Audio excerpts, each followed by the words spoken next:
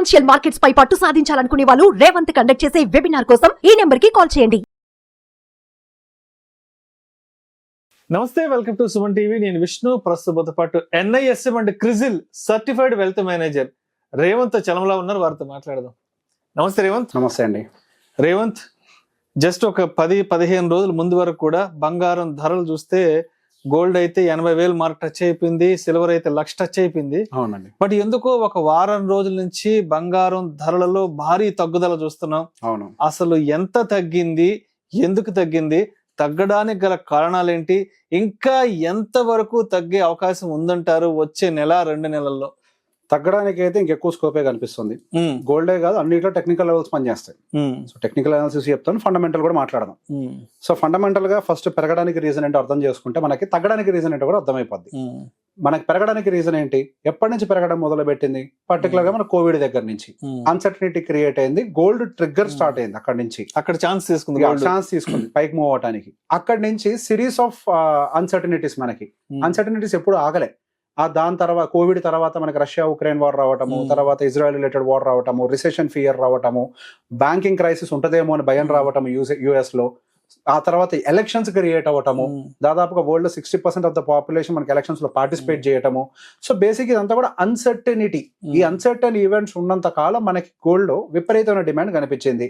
దానికి తోడు మనకి రిజర్వ్స్ బ్యాంక్స్ అన్ని కూడా హ్యూజ్ గోల్డ్ రిజర్వ్స్ పెంచుకోవటము, ఈ బయింగ్ ప్రెషర్ క్రియేట్ అవ్వటము, ఇదంతా కూడా ఫుల్ సైజ్ ఫీడింగ్ లాగా తయారైంది గోల్డ్ కి. సో హైయర్ సైడ్ కొట్టుకుంటూ తీసుకెళ్లిపోయారు.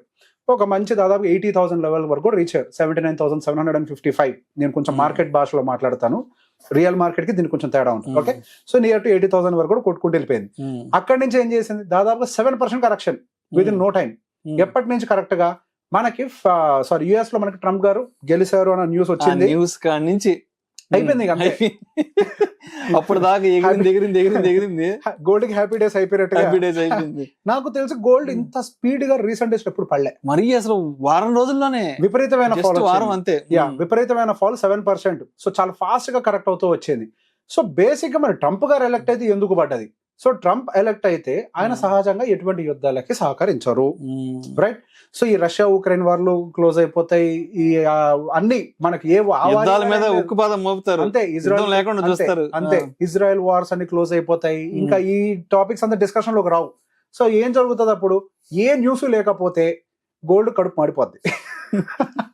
సో మొత్తానికి ట్రంప్ గారు రావడం వల్ల అందరినీ సెట్ చేసాడు అక్కడికక్కడ. అంతే, ఆయన రావడం వల్ల ఏం జరిగింది, gold prices correction. So uncertainty లేదు కదా, it is very clear. So US ఎటుంటది అన్న భయంతో ఫియర్ క్రియేట్ అయింది మన దాకా. US ఇప్పుడు ఎటు యుద్ధానికి సపోర్ట్ చేయదు. అన్సర్టనిటీ క్లియర్ అయిపోయింది అవుట్ రేట్ గా. నెక్స్ట్ ఏం జరుగుతుంది, ఆయన ఎక్కువ డెవలప్మెంట్ మీద ఫోకస్ చేసే person, business man. Pure business man, realtor, real estate అంతా ఎవ్రీథింగ్. అసలు ఆయన pure business man. So basic గా రేపన్న నాడు అగైన్ ఆయన ఈ డెవలప్మెంట్ మీద ఫోకస్ చేసుకుంటూ వెళ్తే బై డిఫాల్ట్ గా ఇన్ఫ్లేషన్ పెరుగుతుంది అగైన్. ఇప్పుడు దాకా ఏం చేసుకుంటూ వచ్చింది ఫెడ్, మనకి ఇన్ఫ్లేషన్ కంట్రోల్ చేసే ప్రయత్నం చేస్తూ, ఎకానమీని స్లో డౌన్ చేసే ప్రయత్నం చేస్తూ ఇంట్రెస్ట్ రేట్ కట్ చేయడానికి ప్రయత్నించింది. సో ఒకవేళ ఈయన డెవలప్మెంట్ యాక్టివిటీ మీద మళ్ళీ గనక ఫోకస్ పెడితే ఇన్ఫ్లేషన్ మళ్ళీ షూట్ అవడానికి స్కోప్ దొరుకుతుంది. ఇన్ఫ్లేషన్ షూట్ అయితే ఏమవుతుంది, ఫెడ్ ఇంట్రెస్ట్ రేట్ కట్ చేయదు. ఫెడ్ ఇంట్రెస్ట్ రేట్ కట్ చేయకపోతే ఏం జరుగుతుంది?